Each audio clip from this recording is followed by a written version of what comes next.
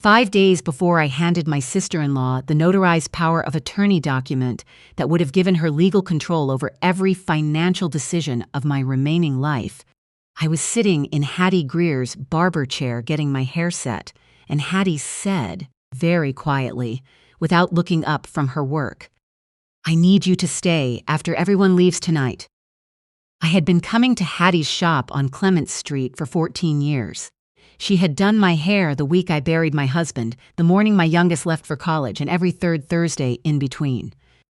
She was 61 years old, wore reading glasses on a beaded chain around her neck, and had a gift for listening that I have never seen matched in anyone with a license to practice anything.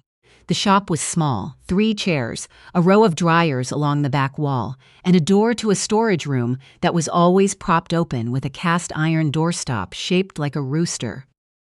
I told her, of course. I thought she wanted to talk about her knee surgery, which she did not want to talk about since February. She did not want to talk about her knee surgery. At 7:15, the last client left. Hattie locked the front door and turned the sign. She sat down in the chair next to mine and folded her hands in her lap and told me what she had seen 3 days earlier, when she had come in early to take inventory and had heard voices in the parking lot through the propped storage room window. My son-in-law's voice, and another voice she didn't recognize, a man, low and deliberate. The kind of voice that makes you feel like whatever he is saying has been said many times before and has always worked. She had stayed very still. The storage room window faced the side parking lot, and the 2 men had been standing next to a gray sedan, close enough that she could hear them clearly through the screen. The man she didn't recognize said, "The assessment is the last piece. Once you have the assessment, the transfer is airtight." My son-in-law said, "She's been forgetting things. I've been keeping notes since January, dates, names, things she said and then denied saying. It's enough." The other man said, "It needs to be a physician, not a psychologist. I have someone in Marin County. He's done 2 of these. He understands what the document needs to say." My son-in-law said, "And the timeline. Sign the POA Friday. Assessment on the 12th. By the time anyone looks at it, the accounts will already be consolidated." Hattie looked at me across the armrest between our chairs. Her hands were still folded. She said, "I didn't know if I was right to tell you. I've been going back and forth all week, but I kept thinking, what if it was me?" I sat for a moment in the chair where I had sat for 14 years and looked at my reflection in the mirror across from us. I was 68 years old. I had taught social work at the university for 22 years. I had managed my husband's illness for 3 years and his estate for 2 after that. I had filed my own taxes, maintained my own house, replaced my own roof last spring after getting 3 separate contractor bids and researching building codes for Sonoma County. I said, "You were right to tell me." I drove home on the 101 with the windows down, even though it was October and cool, because I needed the air. The house was a craftsman bungalow in Santa Rosa that my husband and I had bought in 1991, the year our daughter started kindergarten. We had refinished the floors ourselves. We had built the raised beds in the backyard, where I still grew tomatoes every summer. My husband had died in the front bedroom 4 years ago, and I had not once thought about selling. The house was worth $410,000. My retirement accounts held $360. My husband's life insurance policy had paid out $240. Taken together, it was a number large enough to make people do things I would not have believed them capable of doing. I sat at the kitchen table and tried to think clearly. My son-in-law. He had been married to my daughter for 9 years. He had sat at this same table for 9 Christmases and 8 Thanksgivings and the dinner after my husband's memorial, when he had refilled my water glass without being asked, and I had thought, at the time, that it was a kind thing to do. My daughter. I could not think about my daughter yet. That part was too large, and I needed to be cold and clear, and I could not be both those things and think about my daughter at the same time. I called my oldest friend instead. Vera Hutchins had been my college roommate, my maid of honor, the first person I called when my husband's diagnosis came back. She was 69 and retired and lived 40 minutes away in Petaluma. And she answered on the first ring because she always answered on the first ring. She listened without saying anything. When I finished, she said, "You need Nina Castellano." Nina Castellano was the attorney who had handled my husband's estate. She was 56, worked out of an office in downtown Santa Rosa, and had built her practice on elder law before expanding into estate litigation. She was the kind of woman who wore sensible shoes and read every page of every document before she put her name on anything. I called her office at 8 in the evening and left a message that said it was urgent. She called back at 8:45. I told her everything. The parking lot, Hattie's window, the names, the timeline, the physician in Marin County, the notes my son-in-law said he had been keeping since January. The line was quiet for a moment after I finished. Nina said, "Do not sign anything Friday. Do not let on that you know. Come to my office at 8 tomorrow morning." I did not sleep in my bed that night. I sat in the armchair in the study, the one that had been my husband's, the one that still held the particular shape of someone who was no longer there to fill it. I thought about January. I had mentioned to my son-in-law in January that I had missed a dentist appointment because I had written it on the wrong week of my calendar. A small thing. The kind of thing that happens to everyone. I thought about March, when I had forgotten the name of a colleague I had worked with for 6 years and had said so out loud at dinner. I remembered my son-in-law making a brief note on his phone. I had assumed he was answering a text. I thought about my daughter. She was 41 years old. She had her father's eyes and my stubbornness, and a marriage I had never been entirely certain about, though I had kept that to myself because it was not my marriage to evaluate. She worked long hours as a hospital administrator in the city and came home tired and let her husband manage most of what she called the logistics of their life. I thought about how protecting Mom's assets would have sounded to a tired woman who trusted the person next to her. I thought about how it would have looked like love. I did not know yet whether my daughter knew the full shape of what was being planned. I needed to understand that before I understood anything else.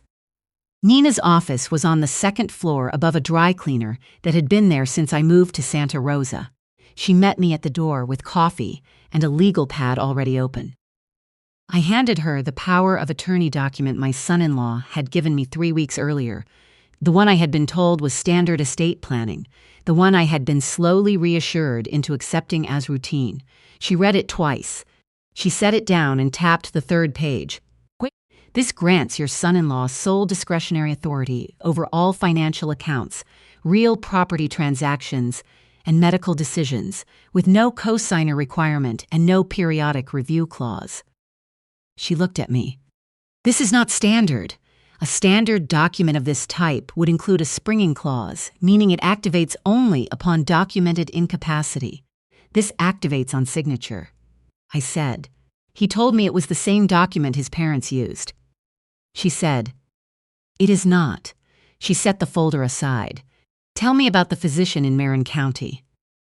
I told her what Hattie had said. She made notes on her legal pad without looking up. When I finished, she said, "Do you have any documentation that you've been managing your affairs independently?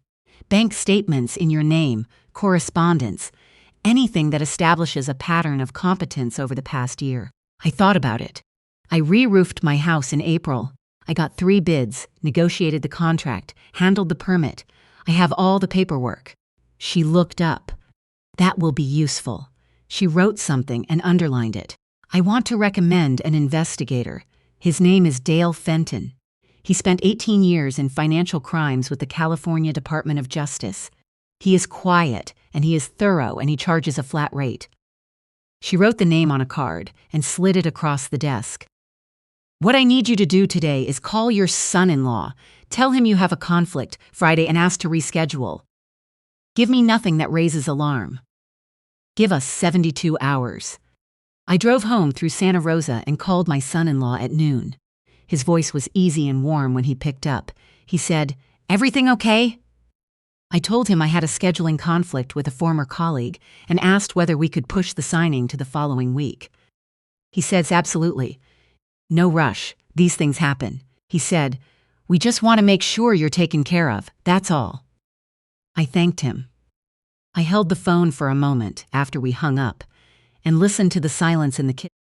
Dale Fenton arrived the following morning in a green rain jacket and boots that needed resoling. He was 63, soft-spoken, with the patient stillness of a man who had spent 2 decades in rooms where everyone was lying and had learned to wait. I told him everything from the beginning. He took notes without reaction.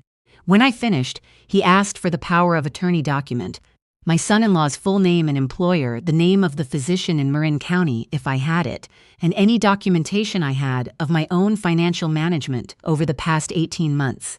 I gave him what I had, he said, the rest he could find.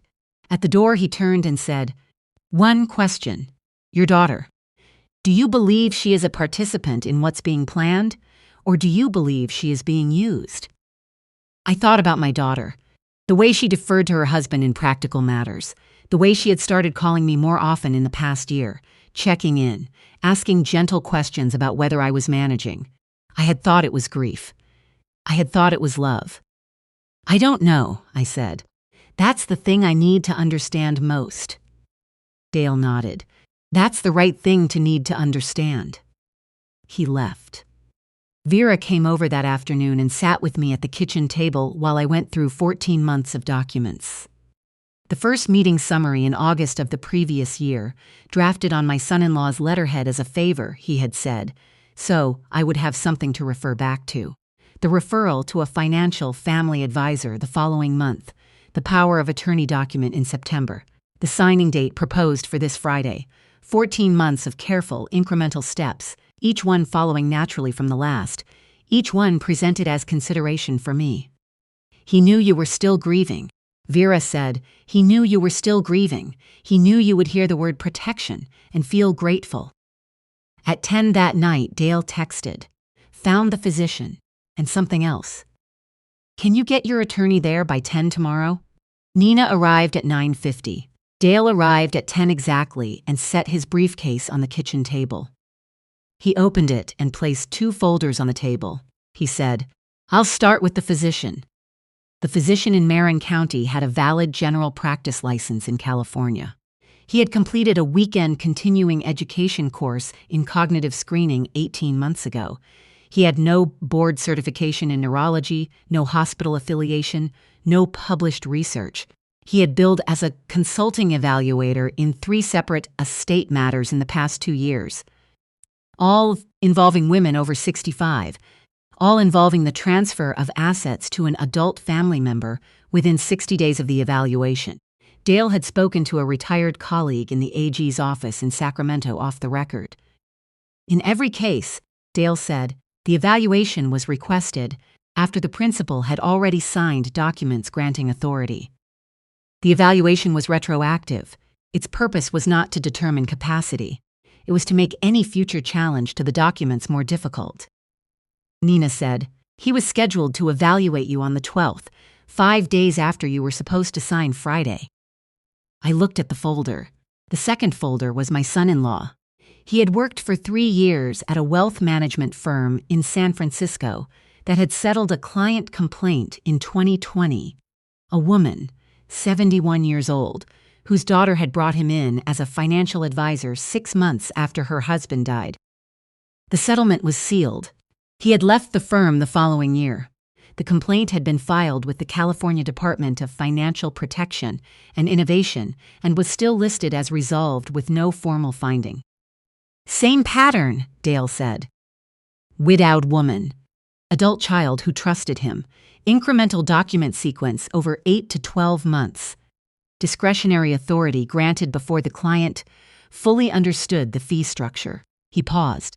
The woman from 2020 lost $180,000 in what were described as management fees and administrative costs before her other daughter hired an attorney. Nina leaned forward. And your daughter, she said, looking at me carefully. What did you find? Dale opened the second folder to the last page. I spoke with a colleague of hers at the hospital. Off the record.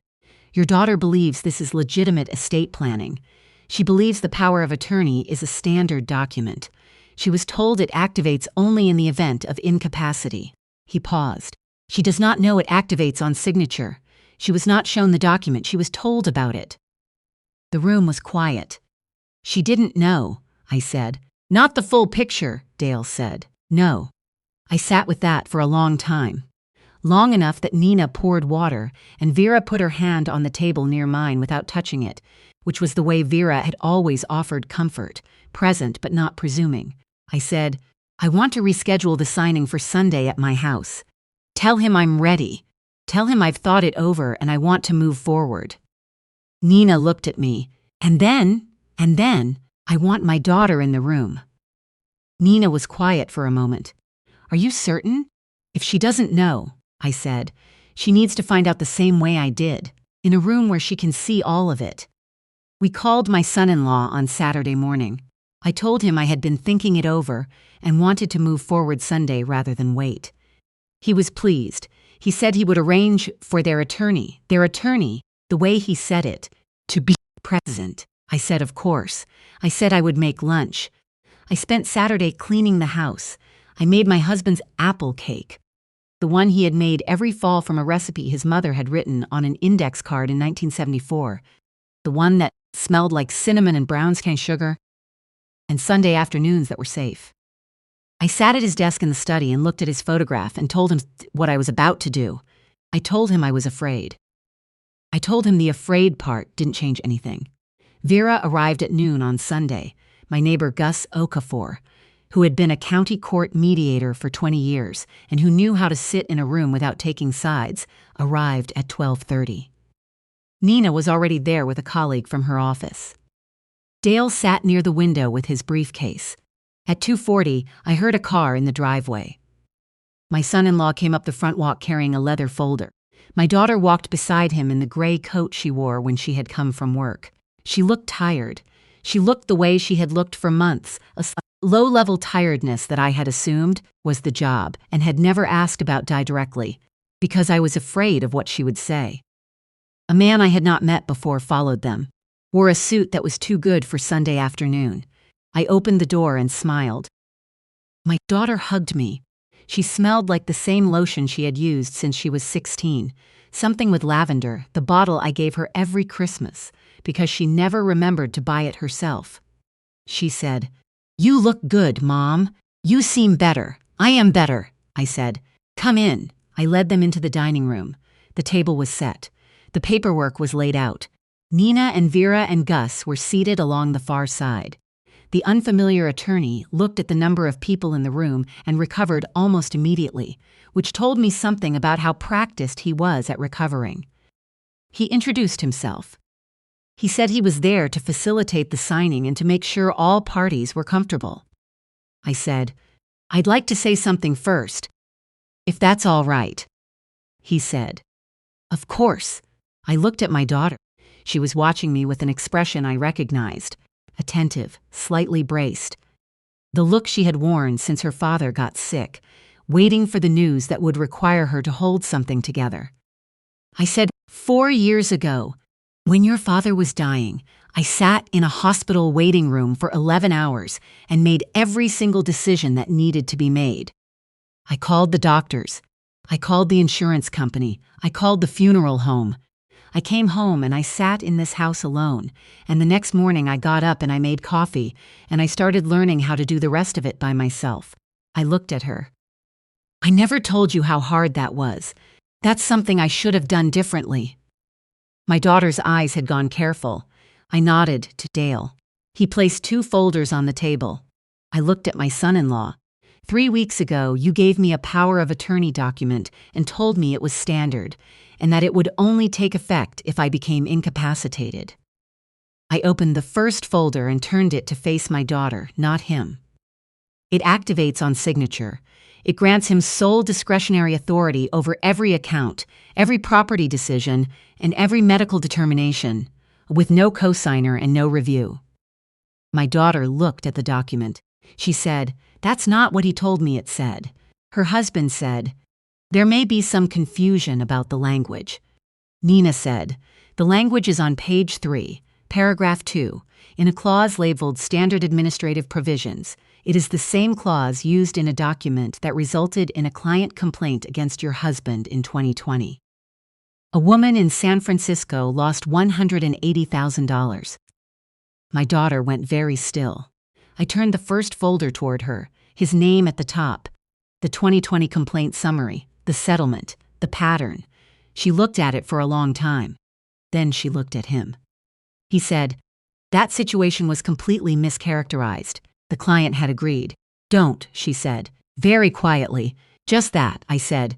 There is also a physician in Marin County who was scheduled to evaluate me on the 12th. 5 days after I was supposed to sign Friday. He has a weekend certificate in cognitive screening and has provided evaluations in 3 other estate transfer cases in the past 2 years. He was not going to evaluate me to protect me. I looked at the room. He was going to provide a document that would make it harder for me to challenge what had already been transferred. The unfamiliar attorney began to gather his folder. Nina said, there are 2 investigators from the California DOJ Financial Crimes Unit in a vehicle outside. I would encourage everyone to remain seated. The attorney sat back down. My son-in-law said something about misunderstandings. He said something about my well-being and about having only ever wanted what was best. He said it to the table rather than to me, and his voice had the particular quality of a man reciting something he had prepared in case this moment came. My daughter did not look at him. Dale placed the second folder on the table. The woman from 2020, the pattern of recruitment, always a grieving spouse, always an adult child who trusted him, always incremental documents over months until a signature made it irreversible. My son-in-law stood. The investigators came to the door. He left without speaking. He looked, walking down my front path, like a man who had not yet decided how to reframe this to himself. He would find a way. Men like that always did. The room was quiet for a long time after his car left the driveway. Gus poured water, opened the kitchen window. Nina gathered her documents the way she always did, steadily, without drama. My daughter was still sitting at the table. She was looking at the power of attorney document, the one she had been told was standard, the one she had trusted because she was tired, and she loved me, and she had believed that those 2 things could exist at the same time without one being used against the other. She said, I didn't know. I know. I said, I should have read it, she said. I should have asked you. I should have come to you directly instead of letting him. She stopped. I treated you like a problem that needed managing. I sat down beside her. She said, how long have you known? A week. She looked at me. And you didn't call me? I needed to know first, I said. Whether you were someone who had been deceived or someone who had chosen it. She was quiet for a moment. Then she said, and deceived, I said. She closed her eyes. I said, but she opened them. You let someone tell you I was forgetting things. You heard that and you stepped back and you let him arrange things. You didn't ask me. You didn't come to me and sit at this table and say, Mom, I'm worried. Talk to me. You let it happen around me instead of coming to me, because somewhere you had already decided that I was someone who needed things arranged. She didn't argue. Her hands were flat on the table and she looked at them. That's the part we have to talk about, I said. Not today. But soon. Nodded. In the weeks that followed, my son-in-law's license to act as a financial representative was suspended pending a joint investigation by the California DFPI and the State Attorney General's office. The physician in Marin County received a complaint to the medical board. Dale had connected 3 of the previous cases, and 2 of those women had attorneys now. Whatever happened in the courts, that part felt sufficient. Sufficient is not the same as satisfying, but it is real in a way that satisfying sometimes isn't. I underwent a voluntary cognitive evaluation at UCSF in November. 2 days, full neurological battery, conducted by a physician I found myself through the university's referral network. Her report was clear: no evidence of impairment, memory, reasoning, and executive function in the high normal range for my age group. She noted, with some amusement, that I had corrected the spelling in one of her intake forms. She said most of her patients didn't do that. I kept the report in the filing cabinet in the study, next to the roof permit from April and my husband's old tax returns, and all the other documents that constitute evidence of a life managed carefully over a long time. My daughter called every few days. The calls were short at first, careful the way things are careful when they have been recently broken, and the break is still visible. Then slightly longer. She had found a therapist, she told me in November. She said, "She asked me when I stopped trusting you to handle things. I didn't have an answer for a long time. I think it started when Dad died and I needed you to need me, and when you didn't, I decided something must be wrong." I thought about that for a while. I said, "Your father used to tell me I was the most capable person he'd ever met and that it made me very hard to help. He meant it as a compliment. I think he also meant it as an observation." She was quiet. "I should have let you help me," I said. "After he died, I kept the door closed because I didn't want you to see me not managing. So you looked at the closed door and you drew your own conclusions." "That's on both of us," she said. "It is," I said. "She came for Thanksgiving. She brought wine and came early and sat in the kitchen while I cooked, which she had not done in years, because in recent years there had always been somewhere else to be, something that needed organizing." We did not talk about her husband. We talked about her father, stories I had not told in a long time, the particular way he laughed at his own jokes, the summer he tried to grow corn in the backyard and managed exactly 3 ears, the way he always answered the phone with too much enthusiasm because he was always genuinely pleased that someone had called. She said, "At one point I forgot he was funny." I said, "I almost let myself forget too. Grief does that. It reduces people." We ate at the table where 6 weeks earlier I had laid out 2 folders and watched the person who had been managing my life leave through my front door. It looked like an ordinary kitchen table now. It was. In December, I drove to the cemetery and sat with my husband for an hour. The winter light in Northern California has a particular quality, pale and silver, not the thin gray of the Midwest, but something with more diffusion. Softer. I told him about all of it. The barbershop, the window, the parking lot voices, the Sunday afternoon when 4 people sat at our dining room table, and I told them exactly who I was and what I knew. I told him our daughter was going to be all right. I told him I was all right. I told him the house was still ours. The wind came through the cypress trees at the edge of the cemetery, and I sat there until my hands got cold, and then I drove home along the route I had driven for 30 years, through downtown Santa Rosa, past the university, past the farmer's market lot that was empty in winter, and I pulled into the driveway under the sycamore tree that my husband and I had planted the year we moved in, which was tall enough now to shade the whole front of the house in summer. I went inside and made coffee and sat in the study in his chair in the silence that was mine, and I thought about what it costs to keep a door open and what it costs to leave it closed, and which one I intended to choose from here on out. If you stayed with me through all of that, I want to say something honestly, because I have been sitting with it since the November afternoon. My daughter and I finally talked about the real thing instead of around it. The part that I thought would be hardest was the betrayal. The document on page 3, the physician with the weekend certificate, the woman's in San Francisco to the same careful, incremental sequence.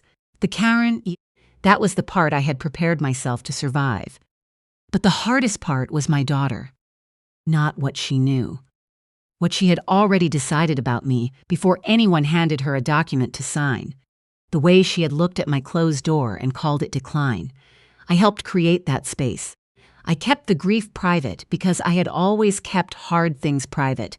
Because competence was the thing I knew how to offer, and I had spent 40 years offering it, and I did not know how to stop. So she looked at a mother who would not let her in, and she decided the mother was slipping. And then someone handed her a narrative that made sense of what she was seeing. And she held on to it because she was tired and she loved me. And those two things can make a person very easy to mislead. If there is anything worth carrying from what happened to me, it might be this. The people who exploit grief and aging and solitude need a version of you to work with. But sometimes they build that version themselves. But sometimes it begins with the gap between a parent and an adult child who have stopped being honest with each other. A space that grows quietly over years, filled in eventually by whoever arrives with a clipboard and a kind explanation. Don't let that space grow, whatever it costs you to close it. And I know it costs something. I know it costs pride and the particular comfort of being the one who does not need help. It costs considerably less than what moves in when you leave it open. Thank you for staying with me. If something in this felt familiar to you, I would be grateful to hear about it. I read everything, and if you're not with me yet, I hope you'll stay.